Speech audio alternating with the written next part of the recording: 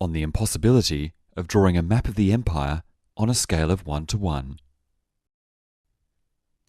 1. Requirements for a 1-to-1 map. Herein is discussed the theoretical possibility of a map of the empire on a scale of 1 to 1, assuming these postulates. 1.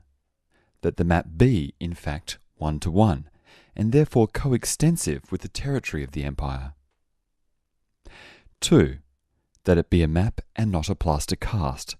In other words, dismissing the possibility of covering the surface of the empire with a malleable material reproducing every relief, even minimal. In this case, the project would be considered not cartography, but rather the packaging or paving of the empire, and it would thus be more appropriate legally to decree the empire a map of itself, with all the consequent semiotic paradoxes. 3. That the empire in question be that X than which nihil maius cogitari possit, and hence that the map cannot be produced and spread out in a desert area of a second separate empire, x2, such that x squared is greater than x, as if a 1-to-1 map of the Principality of Monaco were to be spread out in the Sahara. In this case, the project would lose all theoretical interest. 4. That the map be faithful, depicting not only the natural reliefs of the empire, but also its artifacts, as well as the totality of the empire's subjects. This last is an ideal condition, which may be discarded in the production of an impoverished map. 5. That it be a map and not an atlas with partial pages. In theory, there is nothing to prevent the realization, over a reasonable amount of time, of a series of partial projections on separate sheets, to be used individually for reference to different portions of the territory. The map may be produced on separate sheets, but only on condition that they be sutured in such a way as to construct the overall map of the entire territory of the empire.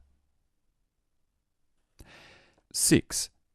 That the map, finally, be a semiotic tool, that it be capable, in other words, of signifying the empire, or of allowing references to the empire, especially in those instances when the empire is not otherwise perceptible. This last condition means that the map cannot be a transparent sheet in any way fixed over the territory on which the reliefs of the territory itself are projected point by point. For in that case, any extrapolation carried out on the map would be carried out at the same time on the territory beneath it, and the map will lose its function as maximum existential graph. It is therefore necessary that 1. The map not be transparent, or that 2. It not lie on the territory, or finally, that 3. It be adjustable in such a way that the reference points of the map lie on points of the territory that are not the ones they indicate. It is therefore necessary that 1. The map not be transparent, or that 2. It not lie on the territory, or finally, that 3. It be adjusted in such a way that the reference points of the map lie on points of the territory that are not the ones they indicate. It will be demonstrated that each of these 3 conditions involves insuperable practical difficulties and theoretical paradoxes. 2. Methods of production of the map. 2.1. Opaque map spread out over the territory. As it is opaque, this map would be perceptible while perception of the underlying territory would be obscured. But by creating a membrane between the territory and the sun's rays or any atmospheric precipitation, it would alter the ecological equilibrium of the territory itself. Such a map would therefore depict the territory differently from its actual state. The constant correction of the map, theoretically possible in the case of a suspended map, see 2.2, is in this case impossible. The alterations of the territory could not be perceived through the opacity of the map. Thus, the observer would make inferences about an unknown territory from an unfaithful map. If, finally, the map must include the inhabitants as well, it would for this same reason prove once again unfaithful, as it would represent an empire inhabited by subjects who in reality inhabit the map. 2.2. Suspended map, On the territory of the empire, stakes would be erected of a height equal to its highest relief points, and over the upper ends of the stakes would be extended a cartasious or linen surface on which, from below, the features of the territory would be projected.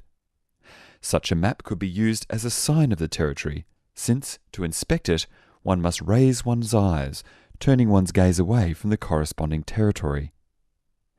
In practice, however, and this is a consideration that would apply also to the spread-out opaque map if it were not made impossible by other, more cogent arguments, since each portion of the map could be consulted only by those residing in the corresponding portion of the territory, the map would not allow the reception of information about parts of the territory different from those where the map is being consulted.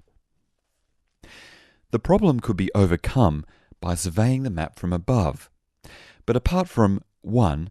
The difficulty of emerging with kites or guided balloons from a territory entirely covered by a cartasious or linen surface, 2.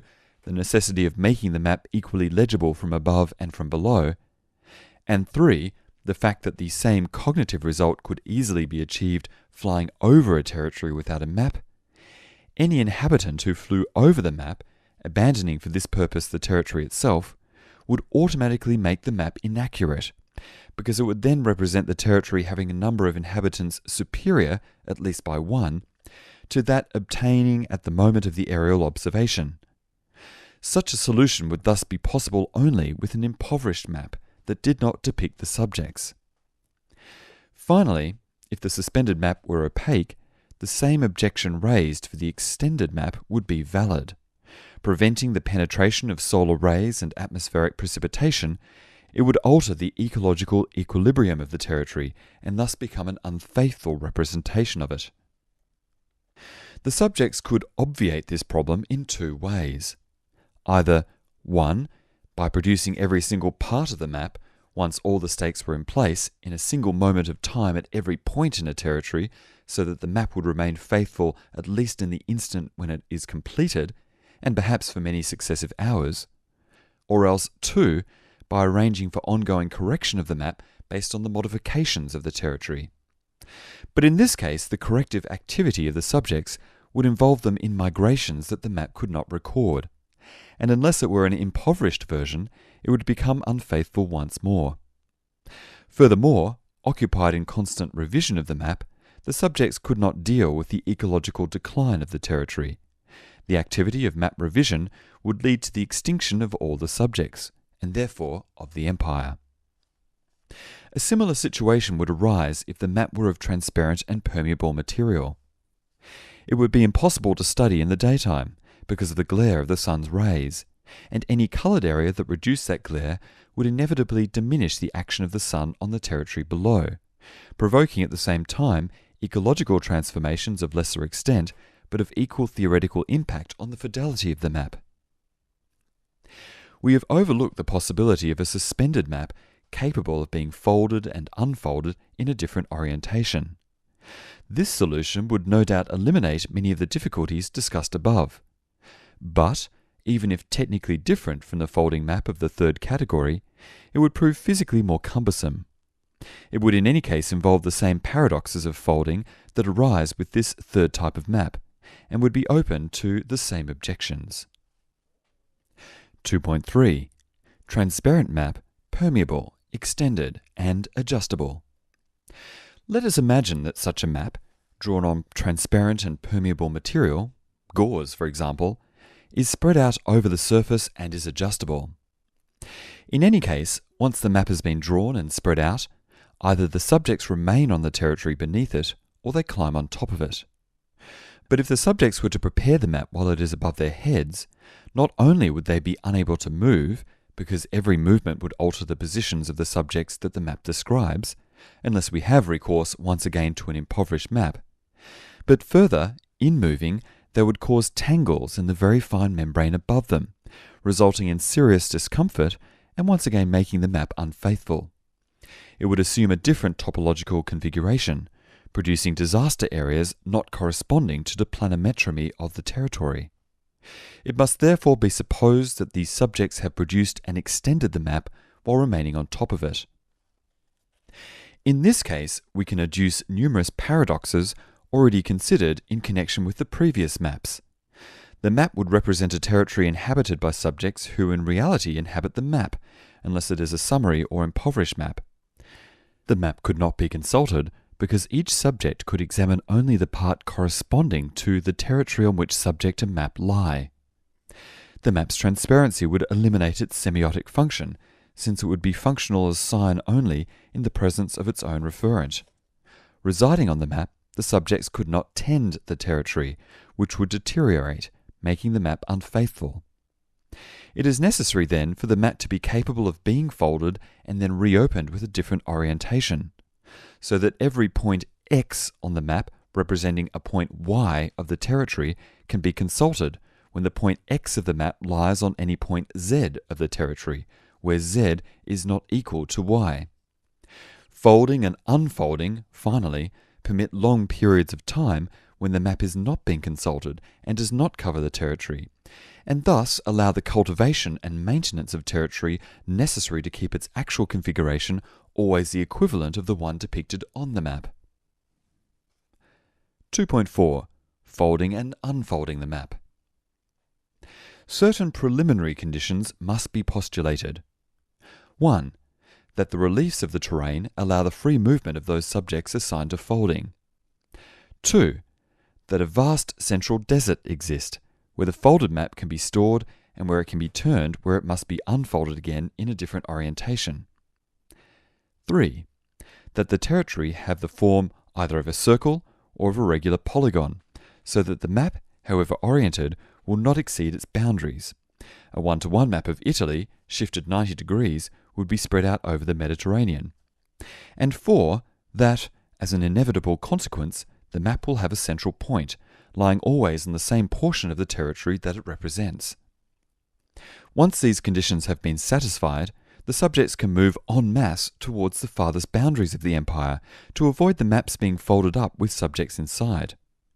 To avoid potential overcrowding when the subjects are all clustered at the edges of the map and of the empire, we must postulate an empire inhabited by a number of subjects not superior to the number of measuring units of the total perimeter of the map, the parametric unit of measurement being equivalent to the space occupied by one subject in a standing position. Now suppose that each subject grasps a bit of the edge of the map and begins folding it, while retreating further and further. A critical point would be reached at which the subjects would all be crammed together at the centre of the territory, standing on top of the centre of the map and supporting its folded edges above their heads, a situation aptly termed scrotum catastrophe, as the entire population of the empire is enclosed in a little transparent sack, in a situation of theoretical stalemate and of considerable physical and psychological discomfort. The subjects must therefore, as the folding gradually proceeds, leap instead outside the map and onto the territory itself, where they will continue folding from outside until the final stages of the folding, when no subject remains inside the sack. But this solution would inevitably produce the following situation. The territory would consist, once folding is completed, of the original terrain, plus an enormous folded map in its centre. Thus, the folded map, no longer consultable, would prove unfaithful as well, because it is known for certain that it would represent the territory without its folded self in the centre. And there is no apparent reason why a map should be unfolded and consulted when it is known a priori to be unfaithful. On the other hand, if the map were to depict the territory with itself folded in the centre, it would immediately become unfaithful every time it was unfolded. It could be assumed that the map is subject to a principle of indetermination, for it is the act of unfolding that makes a map faithful, whereas when folded it is unfaithful. In this situation, the map could be unfolded whenever there is a desire to make it faithful. There still remains, however, unless we have recourse to the partial or summary map, the problem of the position to be assumed by the subjects after the map has been unfolded and laid out with a different orientation. For it to be faithful, each subject, once the unfolding is completed, must assume the position he had, at the moment of its creation, on the actual territory. Only at this cost will a subject resident at point Z of the territory, on which, say, a point x2 of the map lies, be depicted exactly at point x1 of the map that currently lies, for example, on point y of the territory. At the same time, every subject could obtain information from the map about a point of the territory different from the one where he resides, and about a subject different from himself. Toilsome as it may be, and full of practical difficulties, this solution makes the transparent and permeable map, spread out and adjustable, the best prospect, while obviating any need to settle for a summary map. But this map, too, like the previously mentioned ones, falls victim to the normal map paradox. 3. The paradox of the normal map. When the map is installed over all the territory, whether suspended or not, the territory of the empire has the characteristic of being a territory entirely covered by a map. The map does not take account of this characteristic, which would have to be presented on another map that depicted the territory plus the lower map. But such a process would be infinite, the third man argument. In this case, if the process stops, a final map is produced that represents all the maps between itself and the territory, but does not represent itself. We call this map the normal map.